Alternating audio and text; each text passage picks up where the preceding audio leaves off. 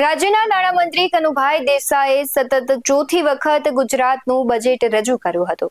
અત્યાર સુધીનું સૌથી મોટું બજેટ રજૂ કરાયું છે. ત્યારે વિઝન વિકસિત ગુજરાતનું મિશન જનકલ્યાણનું ટેગલાઇન સાથે બજેટ રજૂ કરવામાં આવ્યું હતું. ત્યારે આ વખતે ખાસ મહિલાઓને આ બજેટમાં લાભ થવાનો છે. નમસ્કાર, આપની સાથે હું ભૂપતિ વિશાવડિયા.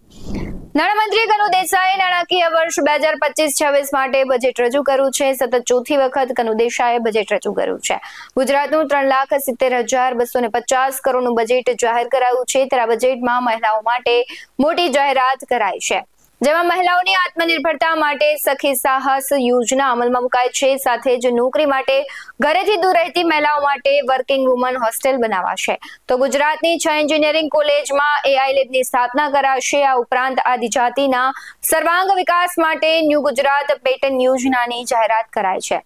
SC/ST અને OBC વર્ગના યુવાનોમાં સ્વરોજગારી વધારવાની તક માટે લોન પર વ્યાજ સહાય અપાશે. ત્યારે ગુજરાતના બજેટની 10 નવી જાહેરાતો ટૂંકમાં તમને સમજાવી દઉં. શહેરી વિકાસ વર્ષની ઉજવણી અંતર્ગત 30,325 કરોડની જોગવાઈ કરાઈ છે. શહેરી વિકાસ વિભાગના બજેટમાં 40%નો માતબાર વધારો કરાયો છે. ગુજરાતની 69 નગરપાલિકાઓને અપડેટ કરવામાં આવશે અને વડીલો પછી મિલકતમાં અવસાન પામેલ પુત્રીના વારસદારો દ્વારા કરવામાં આવતા હક કવિના લેખ ઉપર પ્રવર્તમાન 4.90 સ્ટેમ્પ ડ્યુટીના બદલે પુત્રના વારસદારોની જેમ જ 200ની સ્ટેમ્પ ડ્યુટી ભરપાઈ કરવાની રહેશે. 1 કરોડની રકમ માટે 0.25% લેખે મહત્તમ 25,000ની સ્ટેમ્પ ડ્યુટી ભરપાઈ કરવાની થાય છે. તેમાં ઘટાડો કરીને હવે 5,000 રૂપિયા સ્ટેમ્પ ડ્યુટી ભરવાની થશે. મોટર વાહન વેરા વિશે વાત કરીએ તો ઇલેક્ટ્રોનિક વાહનો ઉપર હાલ 6% સુધી ઉચ્ચક વાહન વેરો અમલમાં છે. તે સંપૂર્ણપણે ઇલેક્ટ્રિક બેટરીથી ચાલતા વાહનો પર 1 વર્ષ માટે 5% રિપીટ આપવામાં અસરકારક 1% લેખેનો વેરો વ્યાજ રાખવાનો નિર્ણય લીધો છે. 6%નો વેરો છે, એમાં 5%ની રિબેટ આપીને 1% જ વેરો લેવાશે. 1 વર્ષ કરતા ઓછા સમયગાળાના ભાડાપટ્ટાના લેખ પર વાર્ષિક સરેરાશ 1% સ્ટેમ્પ ડ્યુટી ભરવાની જોગવાઈ છે. તેના સ્થાને 500 તથા વાણિજ્ય માટે ₹1,000ના સ્ટેમ્પ ડ્યુટી લેવામાં આવશે. મોટર વાહન વેરામાં મોટો ફેરફાર થયો છે. તેના વિશે વાત કરીએ તો મેક્સી કેટેગરીમાં પેસેન્જર પરીક્ષા મુજબ 8% અને 12%ના બદલે હવે માત્ર 6% રાખવામાં આવ્યો છે. રાજ્યની વિશિષ્ટ પોલીસ ટુકડીઓ જેમ કે BDDS ટીમો અને QRT ટીમો, SDRF ટીમો અને કંપનીઓ તેમજ ચેતક કમાન્ડો માટે સાધન સામગ્રીની ખરીદી માટે ₹63 કરોડની પણ જોગવાઈ કરાઈ છે. રાજ્યના પેસેન્જરો માટે સારા સમાચાર છે, કારણ કે રાજ્યના 5,14,000 પેન્શનરો ઘર આંગણે જ હયાતીને ખરાઈ ઓનલાઈન અને વિનામૂલ્યે કરાશે. મહિલાઓની આત્મનિર્ભરતા માટે સખી સાહસ યોજનાની જાહેરાત કરાઈ છે, જેમાં મહિલાઓને સાધન સહાય, લોન ગેરંટી તથા તાલીમ આપવાના 100 કરોડની જોગવાઈ કરી છે.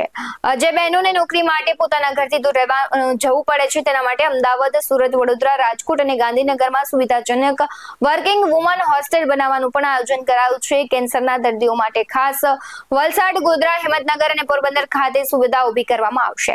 આ માટે 198 કરોડની જોગવાઈ કરાઈ છે. ત્યારે કેન્સરના દર્દીઓને ગુજરાત પોષણ મેસેજ ઇન્સ્ટિટ્યૂટ અમદાવાદ સુધી આવવું ન પડે તેવી વ્યવસ્થા ઊભી કરાશે. પ્રધાનમંત્રી આવાસ યોજના અને ગ્રામીણ વિસ્તારમાં આવાસ યોજનામાં સરકારી પ્લોટ નહીં ઉપલબ્ધ હોય તો પ્લોટ ખરીદી કરવા ₹1 લાખની સહાયની પણ જાહેરાત કરી છે. અમદાવાદથી ડાકોર, સુરતથી સચિન, નવસારી અને વડોદરાથી એકતાનગર, રાજકોટથી ભાવનગર, મહેસાણાથી પાલનપુર અને અંકલેશ્વરથી રાજપીપળા હાઈસ્પીડ કોરિડોર બનાવવામાં આવશે, જેના માટે ₹278 કરોડ રૂપિયાની જોગવાઈ કરાઈ છે. અમદાવાદથી ગાંધીનગર અને ગિફ્ટ સિટીને રિવરફ્રન્ટ બીજા ફેઝ બાદ બાકીના ફેઝ 3નું કામ આગામી 3 વર્ષમાં પૂર્ણ કરવામાં આવશે. અને આ રિવરફ્રન્ટ માટે ₹350 કરોડની જાહેરાત કરાઈ છે. અમદાવાદ મેડિસિન તર્જ પર અન્ય શહેરોમાં વિવિધ સરકારી હોસ્પિટલ વિકસાવવામાં આવશે. ત્યારે વિવિધ શહેરો માટે ₹231 કરોડની ફાળવણી કરાઈ છે. સમગ્ર રાજ્યમાં ભૂકંપની પ્રારંભિક ચેતવણી પ્રણાલીના વિકાસ માટે ₹10 કરોડની જોગવાઈ પણ કરાઈ છે. 4 ઝોનમાં AI હબની સ્થાપના કરવામાં આવશે. ત્યારે LT એન્જિનિયરિંગ સહિત 6 સંસ્થાઓમાં AI લેબ સ્થપાશે. મત્સ્ય ઉદ્યોગની વાત કરીએ તો સર્વાંગી વિકાસ માટે રાજ્ય સરકારનો મોટો નિર્ણય છે. ખેતીની જમીન ઉપર મત્સ્ય ઉદ્યોગ માટે બિનખેતીની મંજૂરી લેવી નહીં પડે. તમારું શું કહેવું છે આ બજેટ ઉપર તે કમેન્ટ કરીને જરૂરથી જણાવજો. આવા જ વધુ અહેવાલો સાથે ફરી મળતા રહીશું. તમે અમારી YouTube ચેનલને સબસ્ક્રાઇબ કરવાનું અને Facebook અને Instagram પર ફોલો કરવાનું ભૂલશો નહીં. બાકી નવી અપડેટ્સ મેળવવા માટે આપ જોતા રહો BS9 TV ન્યૂઝ. નમસ્કાર.